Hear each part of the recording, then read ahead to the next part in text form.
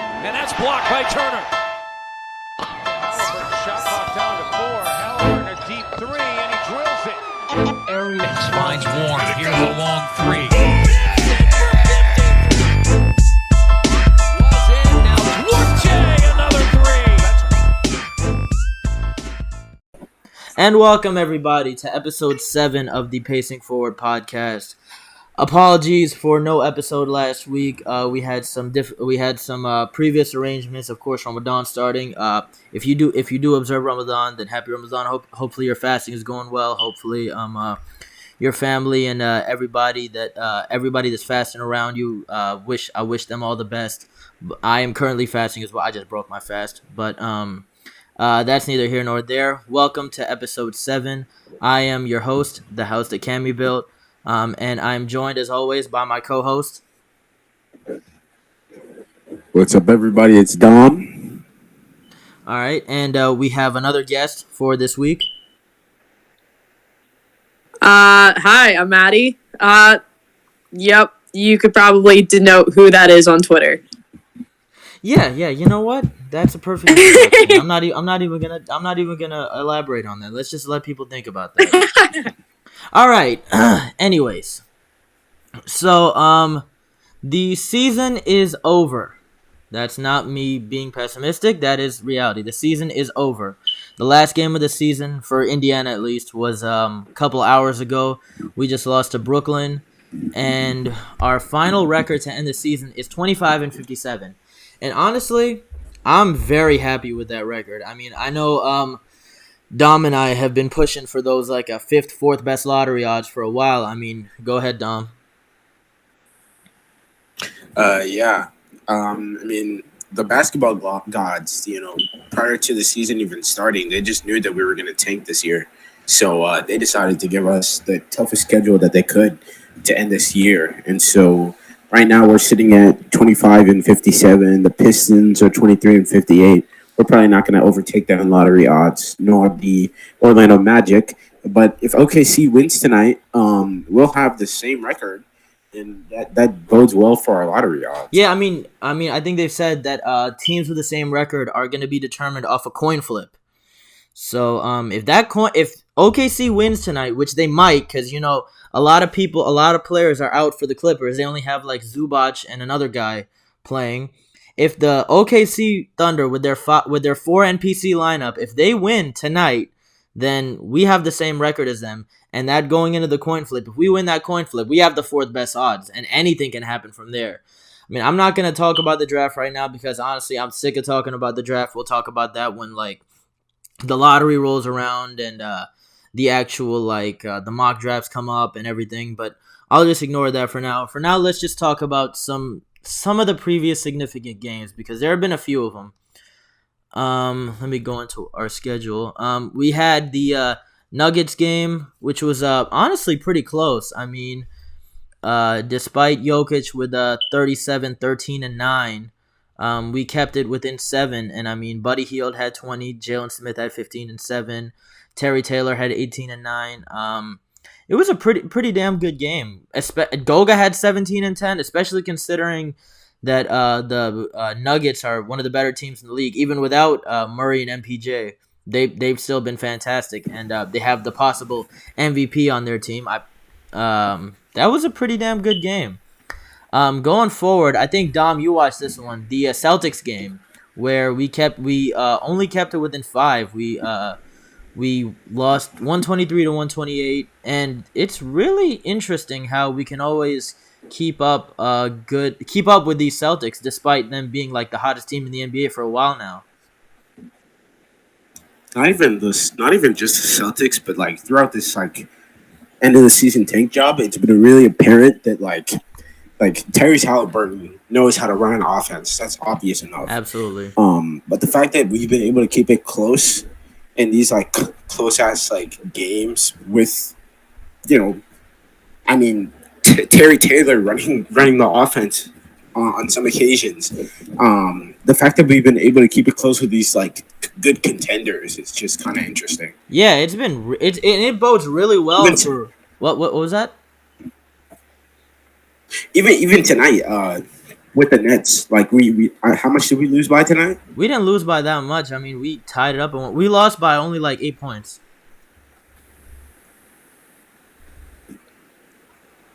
I mean, lost by 8 points. Lost by 8 points to the Nets. I mean, yeah, exactly. You know, when everybody is healthy and we preach this and end of the season's coming to an end. Jalen Smith, please don't go. I mean, we might have everybody's healthy. We might have seen his last game in a Pacers uniform tonight. I hope not.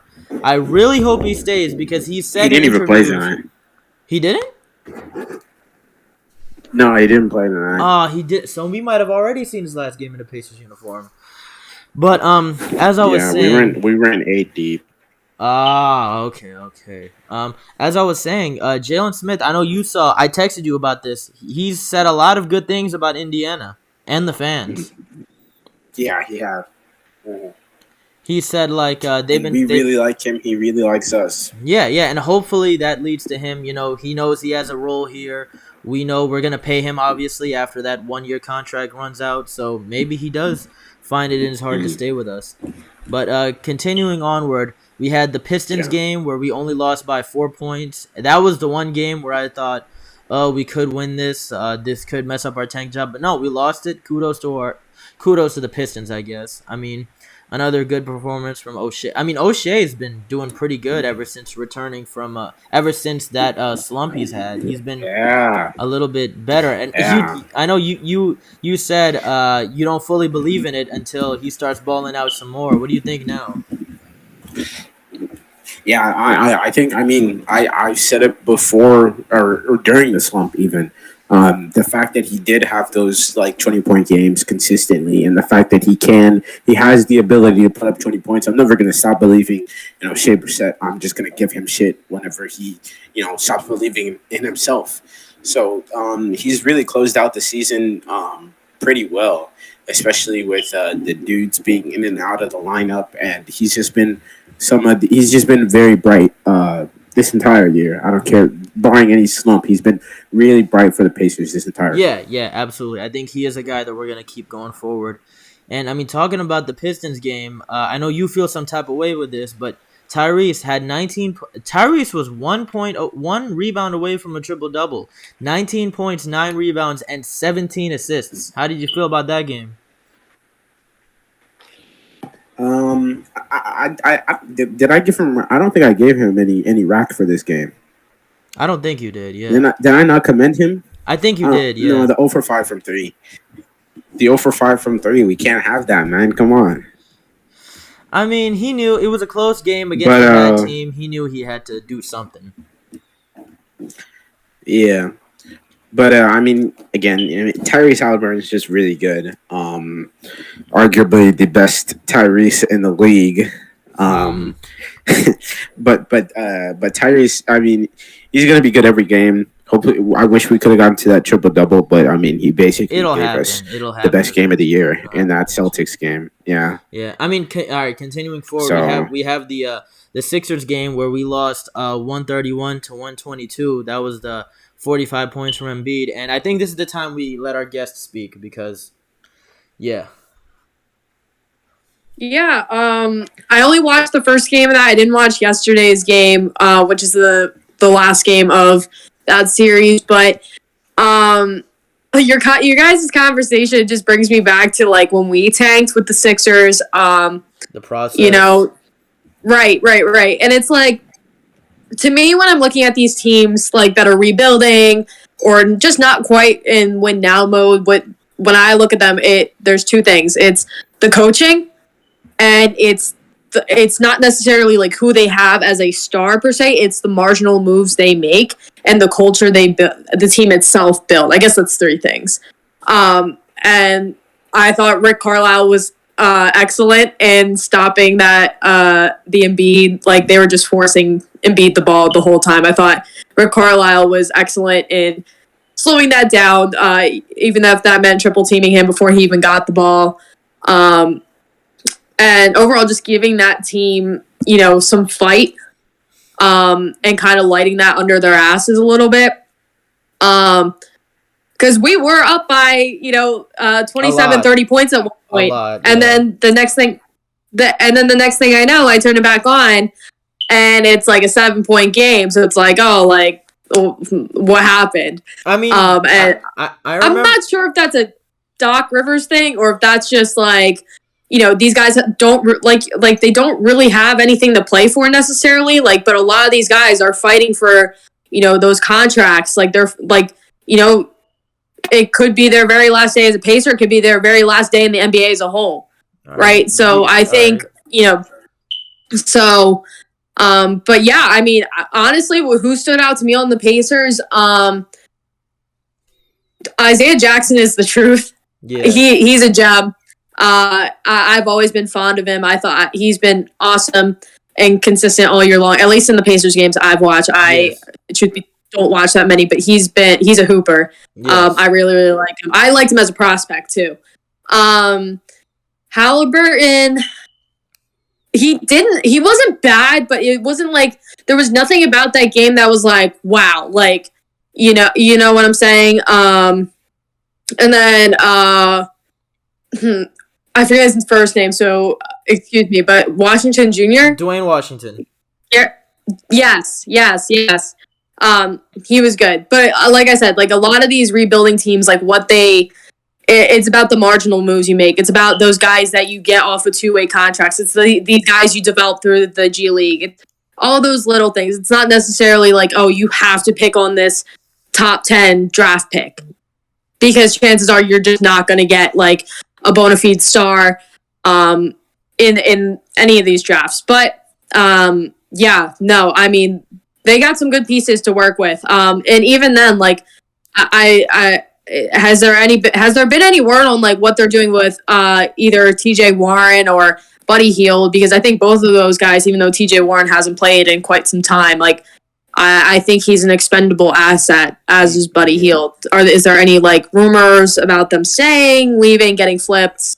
Okay, well, from what I've seen, I think all signs point to TJ Warren getting another contract with us. It's probably going to be like a 1 year +1 with a team option, basically like a prove it deal, because he hasn't played all of this season and he barely played last season. So I guess they want to see what he's like before they try to trade him or do anything. Obviously, his value is not that high, so we're probably just going to re-sign him for cheap and see where it goes. About Buddy Hield, I think we're going to keep Buddy Hield for at least through draft night. I think deadline next season is when we're really going to think of trading him, and I think we will eventually trade him because I think the team does want to try to shoot for the play-in next year, but I don't think we're going to get there. So yeah, I think we're going to start off bad. I hope we don't get there. Yeah, I hope we don't get there either. I mean, I think we're going to start off bad, and when the organization sees the direction we're going in, they're going to try to trade Buddy Hield, maybe even Miles Turner soon, if that's the case. But about Hield and Warren, I think Warren stays at least through this coming season, and Hield is safe until next deadline. Now about Malcolm Brogdon. Yeah, now about Malcolm. You think Hield is safe? I forgot about Malcolm Brogdon. Yeah. Wow. Wait, Cammy, you think Hield is safe? I think until the deadline, yes. I think we throw Malcolm and Buddy in one package to see what team is gonna bite on that bait. I don't know. Here's the thing, like with those kind of trades, I don't know what team, as good as Malcolm Brogdon is when he plays, or at least when I've watched him play.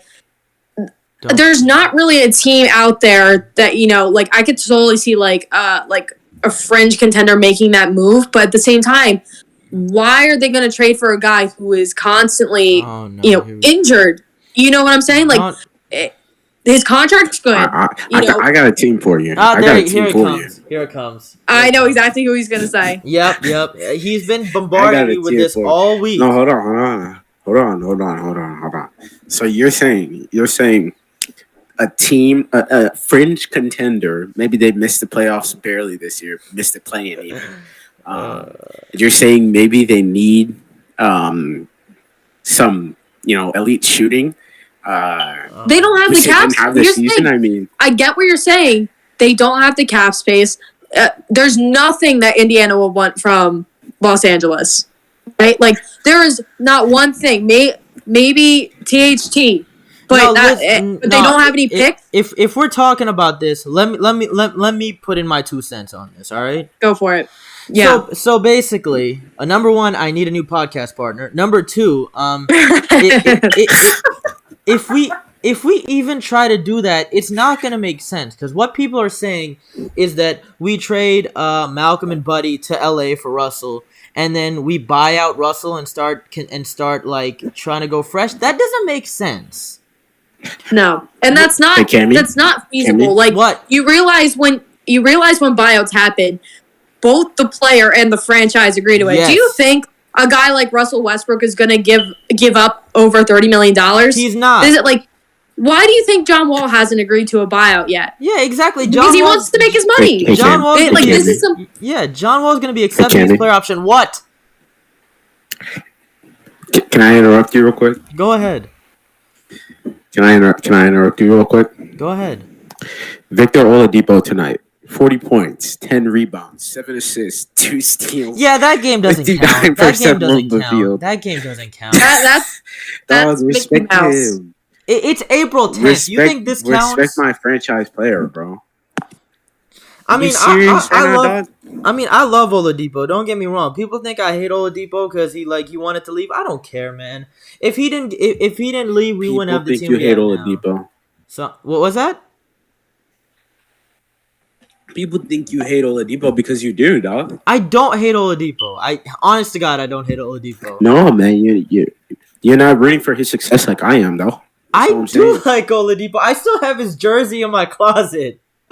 Nah, that's not enough, dog.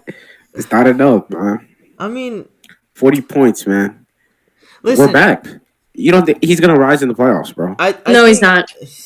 You're looking at a playoff riser. All right, man.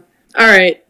Yeah, you believe that, But continue. Getting back to what we were talking about, realistically, I don't think a trade with Los Angeles is viable. I do think if we trade, I don't think it's going to be like a Malcolm Buddy package. I think it's going to have to be we ship one of them off to one team, we ship one of them off to another team. We've talked about the Mavericks. They always need shooting next to Luka. They need a wing defense. Buddy's not a terrible wing defender. Malcolm's pretty good. We talk about how he is as a defender. We have to remember that in Sacramento, that man was not trying. Right. Oh yeah, for sure. Even this season, his shooting is he's gonna hit threes every game, but he's also gonna chuck a bunch of them. Yeah. And, he's had a lot of weird. He's gonna miss a lot. And honestly, in today's NBA, being able to shot chuck is a much needed skill. There are so many. At least when I watch the Sixers, we don't have guys who are willing to take threes outside of Danny Green or Matisse Thybulle. What about Niang? For me, if Buddy didn't have that math, yeah, George Niang too. But if unfortunately Buddy Hield just didn't have that contract, I think he would be a Sixer yesterday, right? That is the downfall, and it stinks because I do think a guy like Buddy Hield next to Joel Embiid and James Harden, that is a match made in heaven, and that's exactly what we need. But the Sixers in general, as of late, they have been chucking threes, but that's just not how they usually play basketball. I think it's just because they're tired, worn down, and whatever. But being able to shot chuck and make threes it's a very important skill in today's NBA, and I think like you said, Luka needs it, LeBron needs it. There are tons of teams who need it. Giannis, Jokic, guys like that. Very high Giannis volume shooting teams. We love shot chuckers. I love they're hoopers. Yeah, for sure. I believe what you're saying. Tyrese Halliburton, on the other hand, is not a shot chucker. And, no, absolutely not. He's the exact opposite of what I want. Because if he was a shot chucker, then then this thing would be a lot easier. But he's not a shot chucker. He's very conservative at times. So, and I noticed that during the game if too. Like he would only shoot threes if he had a ton of space between him and the next closest defender. And he doesn't even make them. Like that's the problem. Right. Like he barely makes them. Yeah. So I don't know how you fix that. But honestly, being able, like, when I look at players and they're like promising shooters, being able to empty the clip every night. Like, I'm not saying like being like Kevin Durant or Joel Embiid in terms of like emptying the clip, but like Joel Embiid in there. But Joel Embiid does empty the clip a lot. Yeah, I know that. But hey, best offensive player in the league. That is true. Best scorer in the league. That's right. Yeah, absolutely. Leading scorer in the NBA, first center to lead the league in points since Shaq. Since Shaq, yeah. First international player. Shaq got on his ass.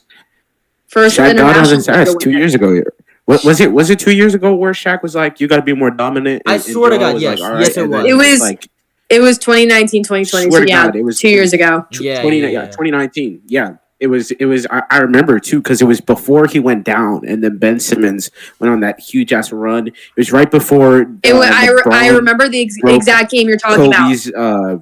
It was against. Okay, so it was against the Boston Celtics. It was a December game.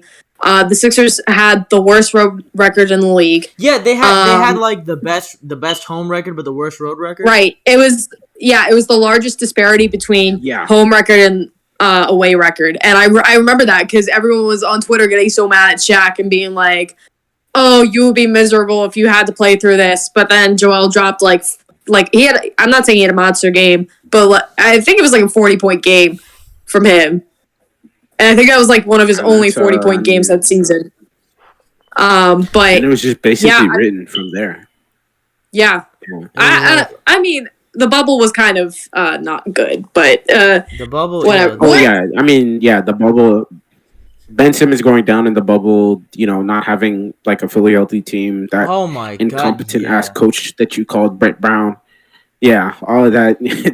Tobias Harris trying to create offense. Y'all went from it wasn't good in the bubble, but I mean, the thing after that, like soon as Embiid dropped down 2021, he was like, "Yeah, this is my right." And the thing is, like, when you watched even like the 1 year difference between 2019, 2020, and 2020 and 21, like there's just a wide gap between who those two players are scoring wise. Yeah, like absolutely. I don't remember if you guys remember Joel from the bubble, but it was back to the basket, post ups only. It was weird as hell. Wasn't that when they were like running Shake Milton and point guard? He had no bag. Yeah.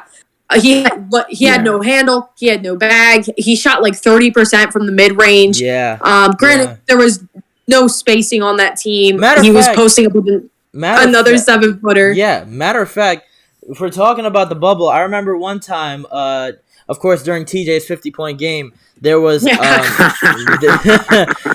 had to mention that there was a moment that caught my eye in like during a timeout. It was like Embiid and Shake Milton were going at it during a timeout. Right. I think you remember this. Embiid was like pissed off at him. Yeah, I think he missed an entry pass. Okay. Or he turned the ball over, or just like a small like F up like that, where it's just like, they. I think that game did matter for them seeding wise, and they ended up losing the game, obviously. But bubble was brutal, and Joel afterwards basically, he's gone on record and said this, but he basically went to Drew Hamlin and was basically like, "I am like a one-dimensional player right now. Like every team knows how to guard me." And right, like we saw that in the Raptors series. Yeah, I mean, we saw that in the Raptors series. We saw that in the Boston series the year before. Like the defense just collapses in on him. He's a black hole. Blah blah blah blah blah. But what he's been able to do, not even from like his early years in the NBA, but like what he's been able to develop into from his Kansas days is just yeah. ridiculous. In Kansas, he was just a back-to-basket guy, wasn't he? Yes. He was primarily a back-to-basket guy for a long time. Yeah. I remember when a long time. Yeah, I remember when when Philly picked him with like, was it the third or fourth pick? What was it? He was third. The third pick. Well, first of all, there was that meme where there was like he hated getting drafted by them, and it was like his reaction. After, you remember that? Yes, I do. Yeah, it was that, and I remember back then they were comparing that guy to like Dikembe Mutombo. I remember him being compared to like Greg Oden. Yeah, Greg Oden. Yes, and I remember the Greg Oden comparisons being especially there after he missed his first couple years. Right, and honestly, comparisons were crazy. I mean, like looking back, like I get it. You really don't know if this guy is ever going to step foot on an NBA court. Like, I get it in that sense, but at the same time, you like watch him from Kansas. Like he was always going to be a project offensively, but the defense was so fucking good. Part of my language, but it's incredible what he's been able to develop into. I mean, now he's an elite offensive engine, best scorer in the NBA right now. I would say. I think what he's been able to do in terms of consistency, volume, production, efficiency. No, the only person who comes to mind is Giannis and Kevin Durant, and even then, I'm just I think availability does matter, and yes. Joel's been a little more available than both of those guys. Even Giannis. So I mean, if you told me, even 3 years ago, Joel would get the scoring title, top 3 in the MVP race again, I would have said you were crazy. It's just remarkable what he's been able to do. Over the past few years. Absolutely. After people said that he might not even play an NBA game ever. Right. Yeah. And I think there's this thing on Twitter where everyone's like, oh, like why is Joel like crying for votes and blah blah blah blah blah. And I think we all know who I'm talking about in this. Yeah. But when the national media for years is calling you fat, lazy, immature, saying you're never going to play an NBA game, saying you're never going to do this or that. Those kind of things, like, they deserve to be celebrated. Like, Joel absolutely deserves to be like, yeah, I deserve MVP. Yeah, I'm the best scorer in the NBA. I mean, you know what I'm saying? So, yeah, I mean, I think after all of this stuff going on with like players trying to be humble, players trying to show off, I think the appeal of like a guy that wants to like promote himself is kind of gone now. You know what I mean? Right. Like they don't know what a confident player is anymore. Right. And it's funny because everyone's like, "Oh, we need '90s ball back," and we need this intense competitive league back. And I'm like, Joel and Giannis and guys like that are giving it to you, and you don't. They're giving it to you, but you basically shame them every night for being confident in themselves and their abilities, right? Like it's frustrating. Hey, that's the thing with the Suns as well. Suns, and even LeBron to some extent this season too. Yeah. I wouldn't say I'm a Suns fan. I wouldn't mind them winning a ring this year, making a playoff run. I don't care either way. But a lot of people really dislike like what the Suns do with their like they're a very confident team, and like I mean, they're the best team in the league by far. They had an amazing season this year. Devin Booker has been amazing, and he's when it comes to people who know that they're good and they'll tell you that they're good. Devin Booker is the nigga that will tell you that he is good at basketball. It's funny. It's funny. A lot of people hate that team because they just like they're confident in themselves. Yeah. It's hilarious because I listened to JJ Redick's podcast a few days ago when he had Joel on, and JJ basically asked Joe like, who are your 5 biggest shit talkers in the league? And Joel is like Draymond, Pat Bev, and he's like, Book will always talk shit. Like he does not keep his mouth shut during games. So it's funny you mentioned that. Oh, Booker. Book. Yeah, I said Book. But it's funny you mentioned that. And like confidence.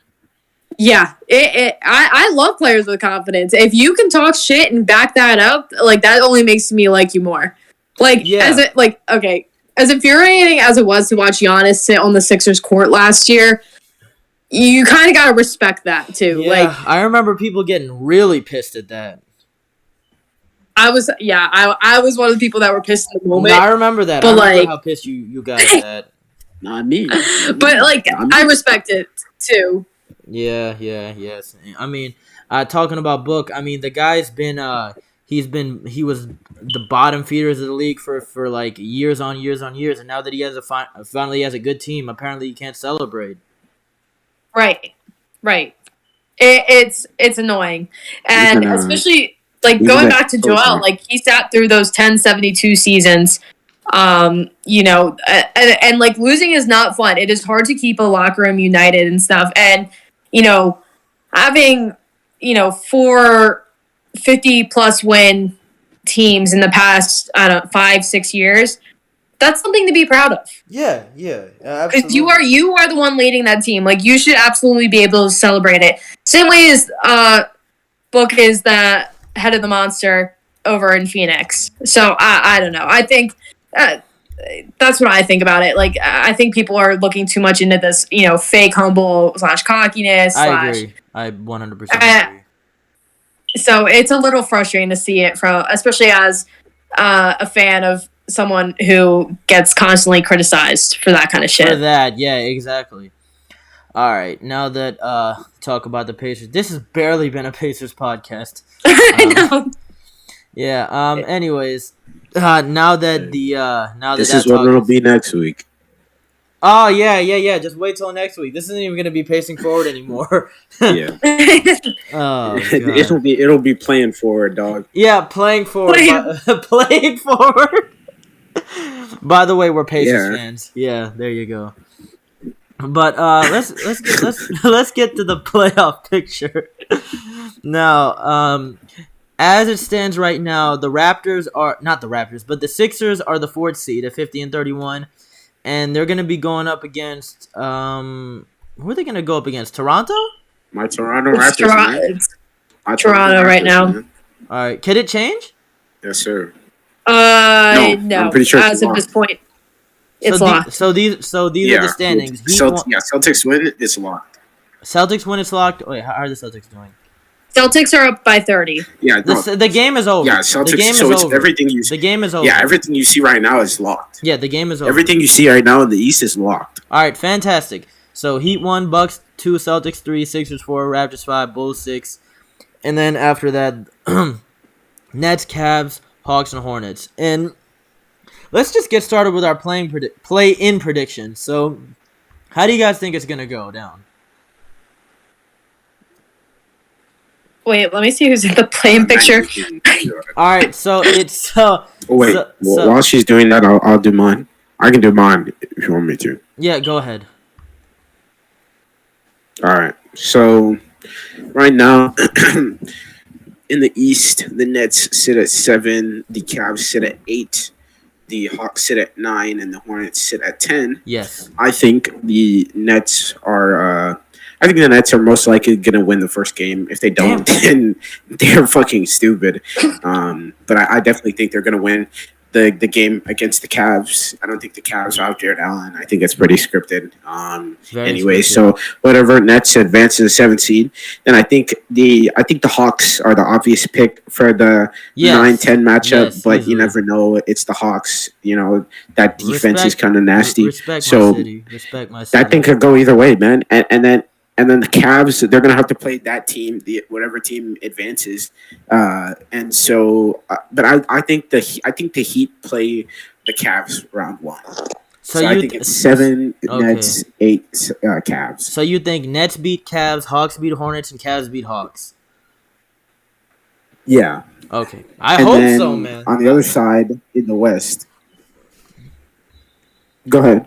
I hope so because remember, we own the Cavs pick, and if they don't make the playoffs, then we don't get it. That's true.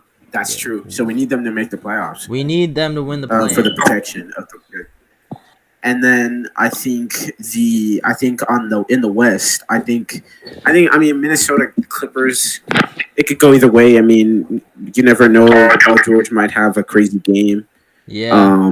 But I think the Timberwolves got that one. Uh-huh. And then I think the Clippers beat whoever comes out of I think the Clippers beat whoever gets out of 9-10. I agree with that. Which will most likely be the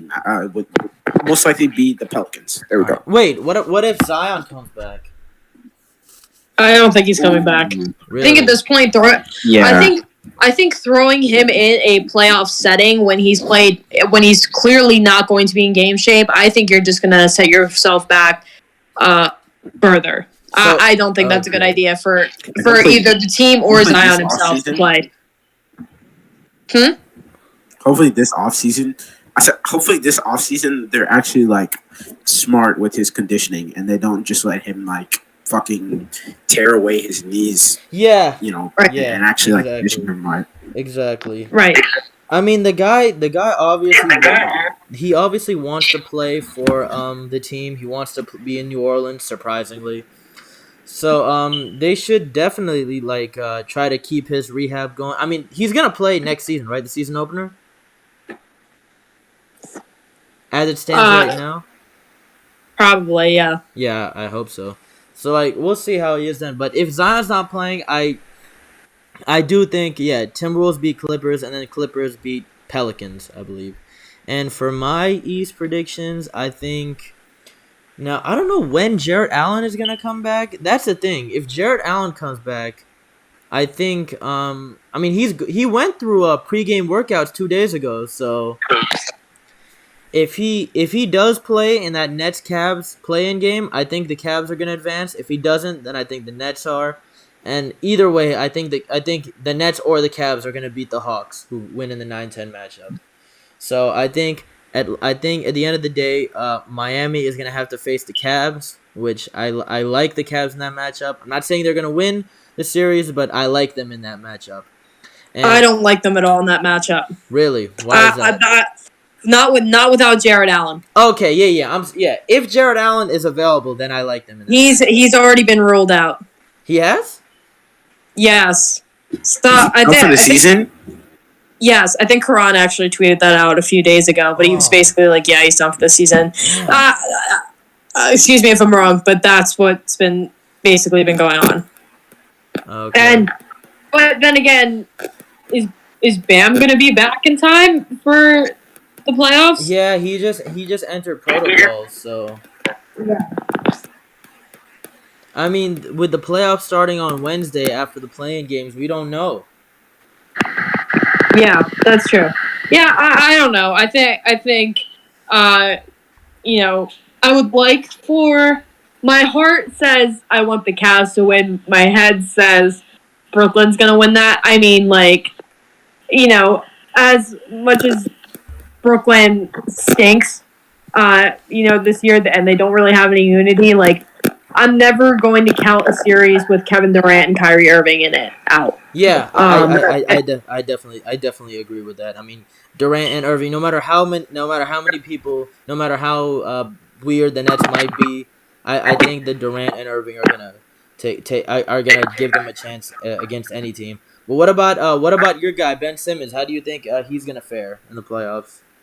I think it's the same thing with Zion. I think when he's been similar to Savage mode all year, and you're throwing him in a playoff setting, when he's clearly not in game shape, and is coming off a pretty intense injury, which he's had a history of back injuries before. Not good. I think that's a terrible idea. And if anything, I think bringing Ben Simmons in it makes the Nets worse in a playoff setting. It just does.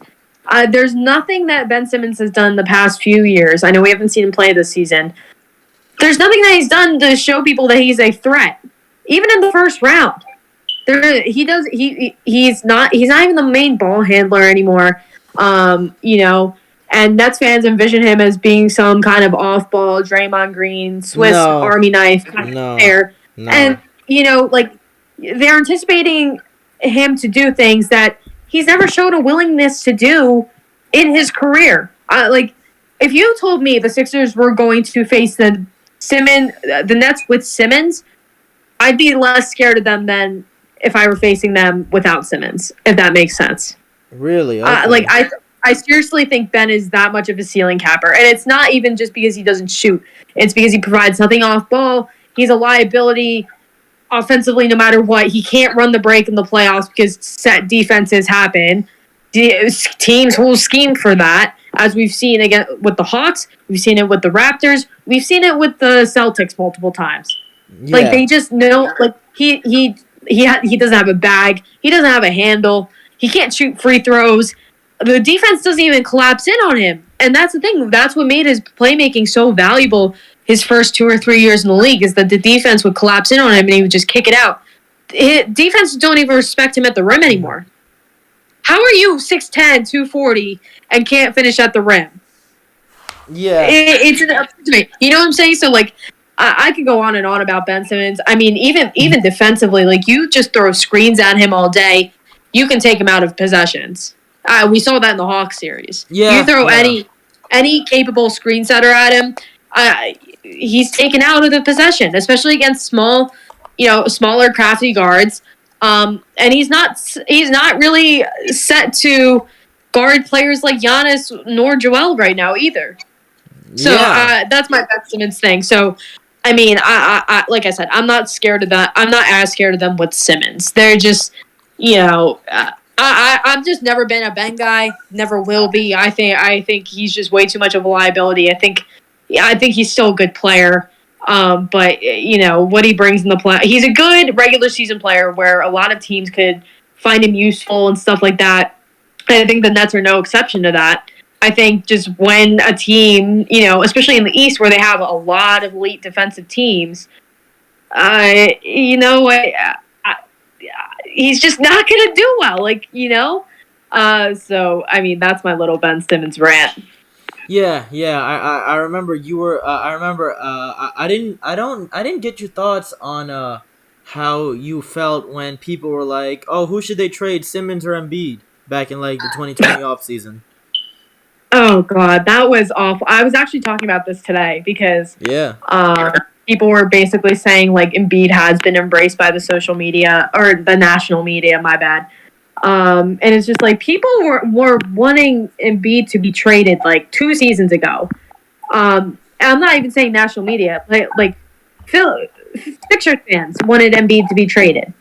So I mean, that was just ridiculous. Embiid's always been the head of the monster here. It's just, I just don't know what that whole deal was about. I think that was just some. I think part of it was, people are trying to get clicks. People are trying to stir controversy, sort of what we're seeing with Gobert and Mitchell out in Utah. Yeah. So, I mean, I think if anyone ever actually believed they would trade, Embiid over Simmons, that's on them. That's on them. Yeah. I absolutely agree. I mean, so you think the idea of Ben Simmons is better than the actual player? Yeah, absolutely. I think, like I said, is Ben probably, a sub all-star player in the regular season? Yeah. I think he, I never really bought the idea that he doesn't work. I mean, you can watch some of his games as a Sixer. It'll be a random Tuesday night in Charlotte, and he'll be busting his ass and doing everything on the court, and, whatever. I'm not saying he doesn't beat dirty work or anything like that, but he did alleviate a lot of what Joel did. Not what he did, but he did alleviate a lot of that pressure to do some of those things. I guess is my point. And like I said, Nets fans want him to be something he's never shown in his entire career, not even at the collegiate level. Whether that just be, off-ball screen setting. And even when he did do that last year, because he actually did start doing that, he didn't do it in the playoffs. Right. I think it's something about him, and maybe it is playing in Philly. Maybe it was too tough for him. I don't know. I'm not Ben Simmons, and, but... I seriously don't think Brooklyn is going to keep Ben longer than 2 seasons. Really? Okay. Yeah. I think I've tweeted this out a few times. I think there are going to be some more playing teams that are going to be willing to, bite the bullet on that. I seriously think if you want championship aspirations and like legitimate championship aspirations, Ben Simmons should not be on your roster. Point blank. Period. I don't care. Like I said, I don't care if you have, yeah, I don't care if you have Joel Embiid on your team. I don't care if you have Kevin Durant on your team. I don't care who you have on your team. There's just nothing that's going to outweigh him, like shooting 30% from the line, being an offensive liability, team screening him out every defensive possession. There's just nothing you could do that's going to outweigh that. Man. So I like I said, I'm not a Ben guy. I've been lower on Ben Simmons for, most of the time he was in Philadelphia. I mean, look, I wanted him gone for like Aaron Gordon last season. Like cannot get that tweet is infamous. Yeah, I know. I still have it somewhere. But yeah, it stinks because I think Ben is talented. And I think he has the makes to be a really, really good player. Maybe not MVP caliber, but I think he has a lot of intangibles. I mean, he's like an athletic freak. He's 6'10", one of the fastest players in the NBA. He's strong. And it just seems, I think Joel said it himself, sometimes players just aren't as on the same page as one another. Yeah. And I think that's exactly the case with Ben. But yeah, I could talk about Ben Simmons all day. This brings me back to the Nets spaces because they would be like talking about Ben like he's like the Prophet Muhammad. I mean, it was like ridiculous. Oh. It was like ridiculous. But oh my God. That's one I haven't heard before. I'll give you that. It was funny because when Harden first got traded here, like everyone was talking like he was like God himself, and I saw a tweet that was like they're talking about Harden like he's the Prophet Muhammad, and I was like, I'm gonna start using that. Yeah. But like it's true though. Like they talk about him like he is like a top 15 player, and he's just not. And he is. He said it. Ben said it himself. He is what he is. That's just what it is. But like I don't really have any harsh feelings towards him. I've been over the moon with Harden despite his struggles. Hard to believe. Yeah. But yeah, I've honestly forgot Ben was a Sixer ever since Harden got here. So. Okay. I mean, y'all wanted it last season around last trade deadline, and now it finally happened. Has it been? Yeah. I mean, we'll talk about this in a minute. So, So what do you think is gonna go down in that Sixers Raptors series? You think the Raptors have a chance? Absolutely. I think they have. The Raptors are tough for me because it sucks. It sucks because you have Joel Embiid, who's been at worst a top 3 player in the league, and you have James Harden on the same team. And when you have those 2 players on the same team, the Raptors shouldn't even be a threat to win that series. Despite how good Nick Nurse is and all this stuff, but they definitely have the defenders to bother Harden. Joel's kind of fought those demons. They don't really they can build a wall and stuff like that, and they can collapse in on him. But Joel's certainly grown past those struggles against this team.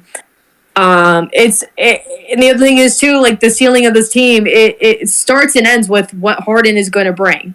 And unfortunately, hamstring injuries aren't they're not easy to deal with. So you could rest for a week and it could get worse. You could be playing every game and it could get worse. It really just depends on, it doesn't, I don't know, the hamstring injuries are so hard to overcome, and it's obvious that when Harden can't create separation, shots aren't falling, his handle's kind of cooked right now. The Raptors build a wall, so they take away that floater. Not that he was really taking it anyways. They have the scrappy, lengthy defenders to bother Harden. And Matisse is now ineligible for that series. I don't know if you just saw the Shams tweet. Yeah. Because he's not vaccinated. but in all honesty, I think that makes us better because the Raptors are the type of team that will totally capitalize on that matchup. They won't even guard Matisse, even if he makes 5 threes. He's just not going to. They're just going to take advantage of him being an offensive liability, like he's Ben Simmons Jr. So, having Danny Green and having someone, whose shot is actually respectable, I think that's huge. Even when you're losing the defensive part of Matisse. Yes. Yeah. So I can. And the other thing is too, it's the DeAndre Jordan shit. He hasn't been good at all. And it's like, no, and his effort's been abysmal. He can't jump higher than 3 inches off the floor. He doesn't close out. He doesn't do anything except for rebound and maybe have a dunk that's spoon fed from Harden, right? Like, and at this point, I don't know if you've seen Doc Rivers' press conference after the game, but he was basically like, "Yeah, Paul Reed hasn't won the job yet," which is stupid, which is ridiculous. Which he's been like, it's crazy because Paul Reed, like, as flawed as he is, and he doesn't really have that much basketball IQ. At least he fucking tries. You know what I'm saying? Like, at least he he'll fight for the rebound. He'll box out. He'll go out on the perimeter if he has to. He tries to block the ball. He does all this stuff. He can finish at the rim, for Christ's sake. Like, it's little things like that, and it's just like they look as a bench unit. They look competent when he's on the floor. And with I just can't say the same thing for DeAndre Jordan.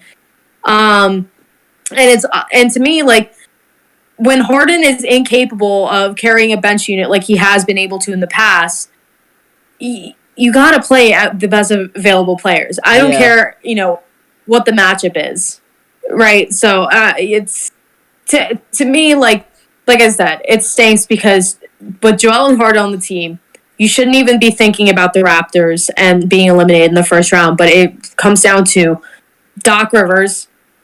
Comes down to what version of Harden we're getting. Even if it's slightly better, it's probably that's probably going to shift the series from going to like 7 to like 5. Yeah, exactly. Basically, he's the ceiling and the floor of this team. Right. And I've gone on record for saying this a million times, but whatever Harden provides, shooting struggles be damned. It's infinitely better than what Ben has brought us. I'm just worried about when the defense sets and, the teams are able to take away his playmaking a little more because they don't really respect his shot as much. And, it's hard. It's hard for me. But in all honesty, I'd rather take the more difficult first round matchup than the harder second round matchup, because if we won, we'd probably play the Heat, unless there's a major upset there. Yeah. And I like how we match up against the Heat a little more. Right. So I don't know. I'm torn. I think the Sixers. I think people are overthinking it a little bit, especially with how the last 2 games against the Raptors went. But I think the Sixers should win that. But at the same time, I wouldn't be surprised if they lost that either. Which actually, I would kind of prefer if that meant Doc getting out of here, and stuff like that. I think there's already a lot of tension with Morey, and Doc, and a lot. I agree with that. I think I think this is Doc's last year as a coach for the Sixers. And not even that, like, you get these rumors from the Lakers and stuff like that, and it's just like, I think the writing's on the wall with this.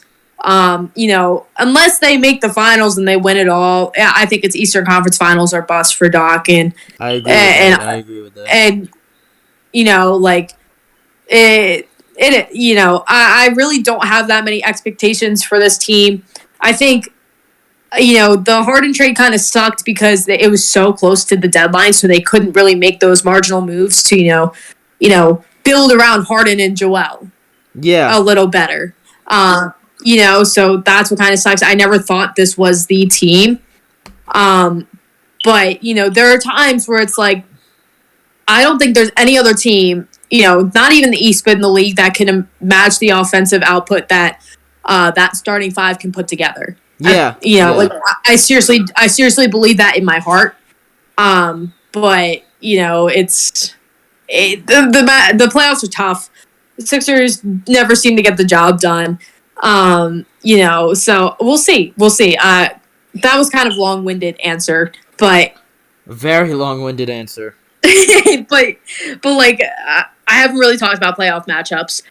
It's kind of in the back of my head, but that's how I feel about the Raptors. Yeah, thank you. I mean, we might have you on for a future episode, but like we're reaching up on an hour. I think you've been talking for like 20 minutes now. That's my bad. Like I said, like I don't shut up. Yeah, it's my ADHD brain going crazy. I can especially when I haven't talked about basketball in like 3 weeks. So this is basically your place to vent. Yeah, this is my place to. This is a safe space for me. All right. Look. I live in New York. I don't live near Sixers fans. I don't even go on Twitter. I mean, so yeah, this is like. I live in Atlanta. There are no Pacers fans in Atlanta. Yeah, that's a good point. Good point. You kind of get it. But yeah, no, it's. And also, like, the NBA just hasn't been on my mind recently. Yeah, like, baseball's back on. Baseball's back on. It's March, April basketball. Like, that's when, things kind of like, I don't watch the games as much. I don't get as invested. I just kind of box score watch, and that's about it. Yeah, same. I mean, I would do questions, but I think we're about to. I think we need to wrap this thing up. I think Dom texted me like, Maddie's gone on a 20-minute rant about the Sixers. What do you want me to say?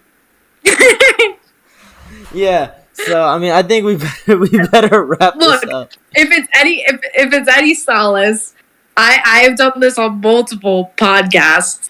Yeah. I was about to say this starting to sound like the Ball Pound podcast or something. Oh yeah, I love that podcast. Yeah, that's a good one. There's Porter's so fucking funny too, which makes it so much more enjoyable to watch. Really? Or to listen to, not watch. Yeah, that's a good podcast to listen to. Even if you're not a Sixers fan, but if you're into like the draft, if you're into like he'll bring on a lot of guys who are like fans of other teams, so it's much more interesting to me, in my opinion. Honestly, I might have to keep doing this because the more pissed off Dom gets, the better. So. All right, that's good. I don't shut the fuck up. Yeah. Thank you for this. This is basically Dom's punishment. Thank you for bringing up that Westbrook BS. For bringing up that Westbrook BS. What if I start talking about the draft? Can we not do that? That's where you start losing me. Yeah, no, I hate it. And now he's back. Now that you start talking about the draft, he's back. Honestly, I haven't done my big board in a long time. I haven't done it. I need to sit down and actually do it. But I've been busy. And honestly, I really didn't watch that much March Madness, so I can't really attest to some of these guys and their stock. Same. But I mean, you know what? When I was really only invested when we got the top pick with Ben. Other than that, I did not. Yeah, this and last year has been the only years I've been investing in the draft, and I'm gonna stop talking about the draft because I don't want to talk about it anymore. Anyways, I think that's about it for the Philadelphia 76ers podcast. Do you have anything to promote? Honestly, just my Twitter. It's I don't know. You could probably just write it because it has weird numbers and stuff in it. But it's Mads Incognito. Okay, got it. I probably will not let people follow me, but if you want to just check out my, page, it's there. All right. Well, with that being said, I think it's about time to wrap this podcast up. Next week we'll try to do questions. And we would love to have you back on at a future time, maybe in the second round if they advance. No, or maybe when they get eliminated, so I can be in pain. That's gonna be an hour of you just ranting. That's gonna be an hour of me coping. Yeah. It's gonna be coping, and then I'm just gonna hear like you crying in the background. To be fair, I never cried after the Sixers got eliminated unless it was Kawhi's shot. That was the only time I cried. I can understand that. I was a Game 5 survivor. Nothing can hurt me anymore. Okay. I see. You've been through it. All yeah, right. I have been. I've been through the ringer. All right. With that being said, I can't imagine you do, but Dom, do you have anything else to add? No, man, that's it. All right. I know you're like 2 seconds away from passing out, so let me just end this thing. That's not true. He's in bed already. It's way past his bedtime. Don't listen to him. He's on the treadmill right now. Oh God. All right. Well, with that being said, we hope you guys enjoyed the podcast. Shout out to Maddie for being on it this week. Hopefully you guys tune in next week. I mean, probably not gonna have a bunch of Pacers talk, but we're just gonna be covering the playoffs and whatnot. And with that, that's about it for us this week. We'll see you guys next week. Take care, y'all.